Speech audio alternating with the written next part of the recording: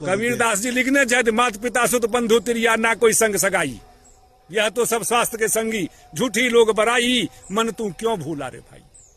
पूरा संसार स्वास्थ्य के साथी छै, बाकी तू 3 महीना 4 महीना 6 महीना बिस्तर पकड़ ला, लेटिन पेशाब होवे लगल बिस्तर पर, लोग हाथ जोड़े लगे छै, हे भगवान हिनका जल्दी उठा लियो। हाँ, सब घृणा कर घृणा लगे, जल्दी उठा लियो। हाँ, तो तहन जे अपन नहीं छके तहन ने, हाँ, अपन जे रहते स्वास्थ्य से, स्वास्थ्य अहाँ के अपन है, स्वास्थ्य के पूरा पूरा ध्यान राखू।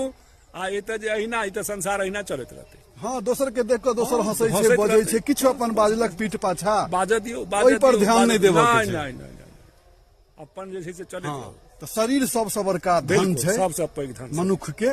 एहि सब बढ़ि के किछु नहीं दुनिया।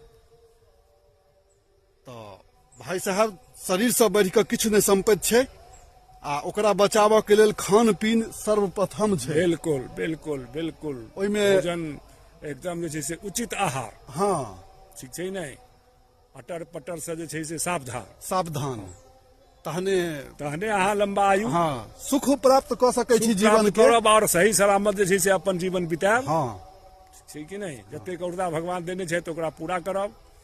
ठीक छै, धन्यवाद। जय मिथिला, जय मैथिली, जय भारत माता।